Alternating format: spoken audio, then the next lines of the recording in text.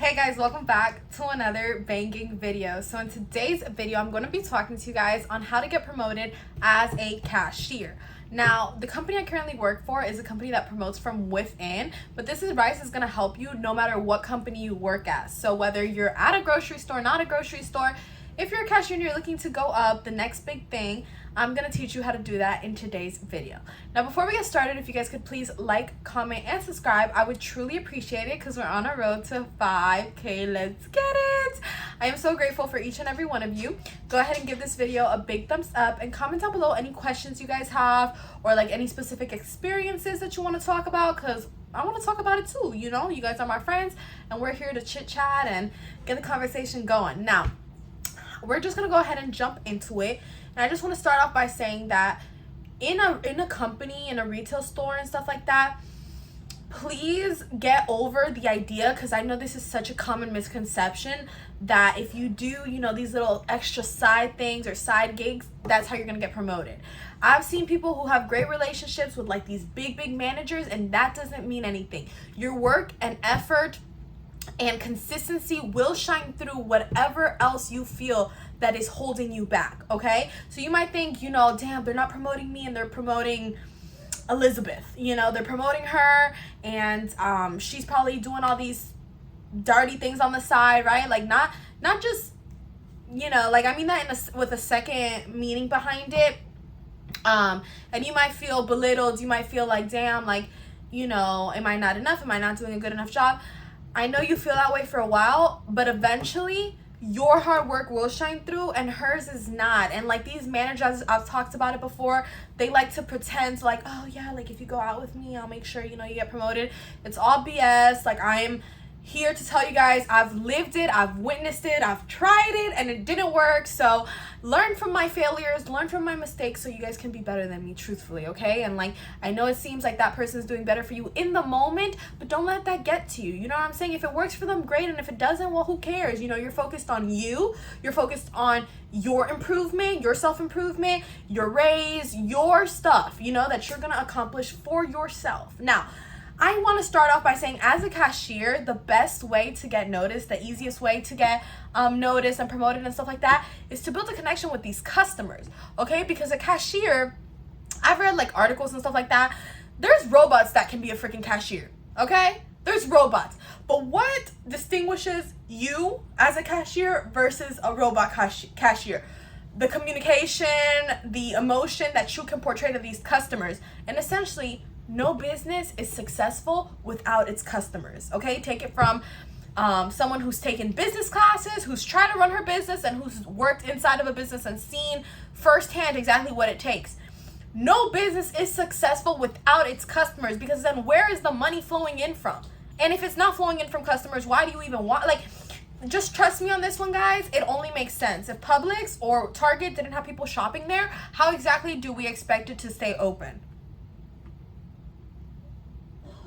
Food for thought.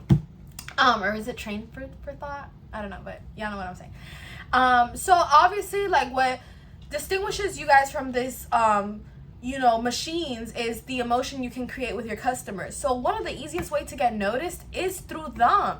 Establish you know, a relationship with your customers. Have conversations with them, and I'm not talking about the lengthiest conversation ever or about like super intimate things, but you know, make it known that you know their name and that you care for them. And if you see them again after not seeing them for a while, be like, hey, you know, how has this been going? I know last time we spoke you said this. And like, that's the easiest way to get noticed. Why? Because the customers get happy, and now when the customers see you, you're not just the cashier. You're their friend, or they like you, or they want to go to your line.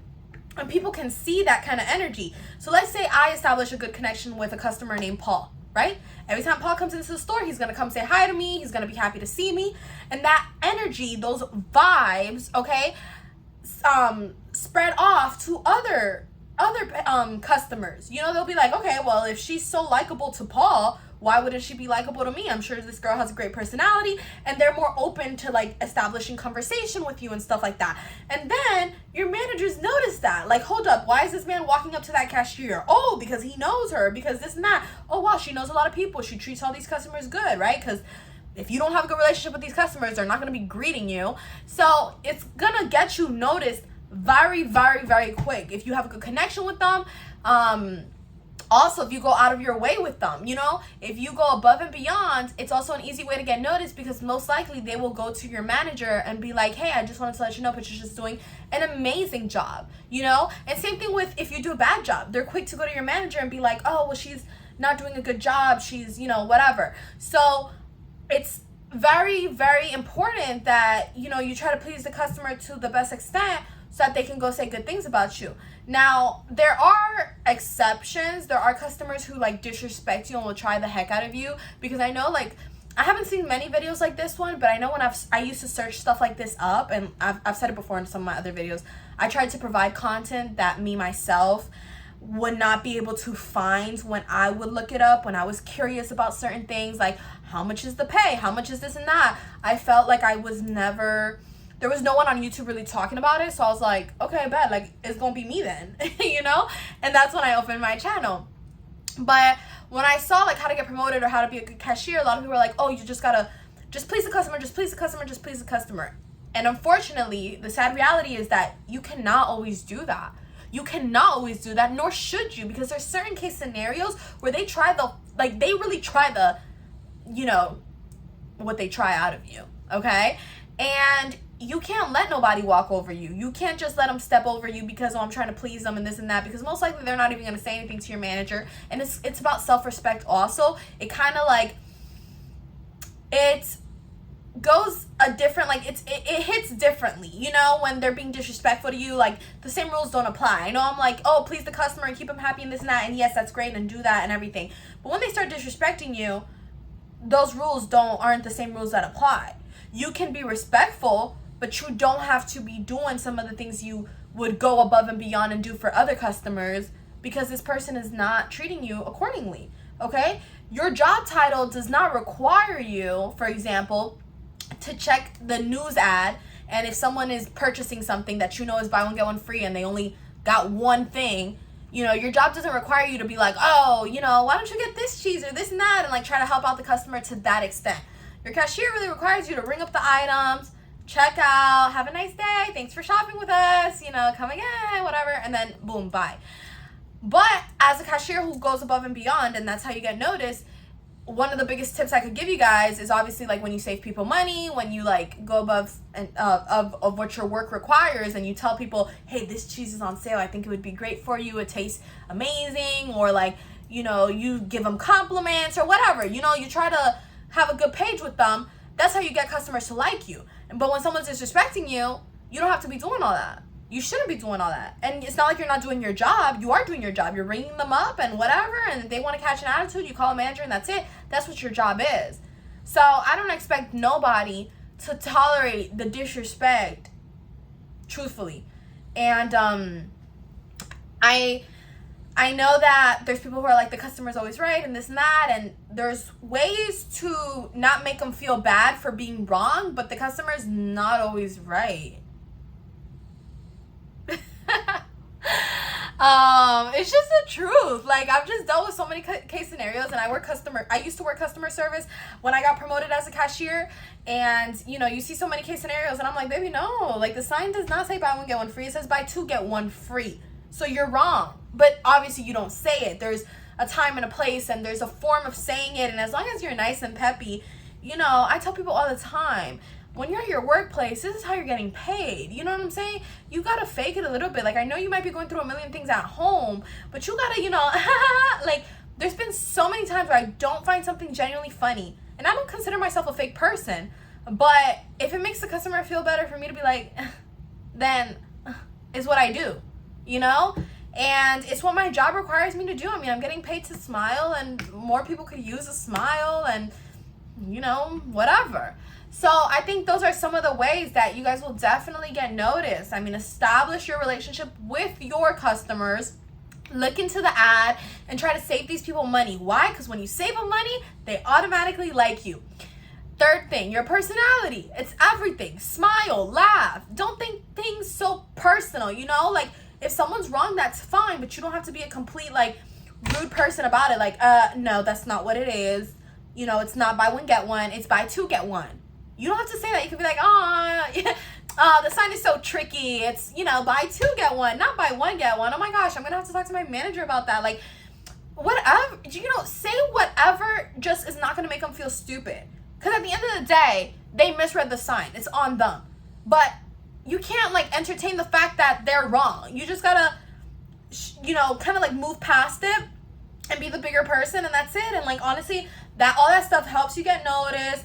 There are mystery shoppers all the time in multiple big companies that are, like, that you work retail in, or just big companies in general.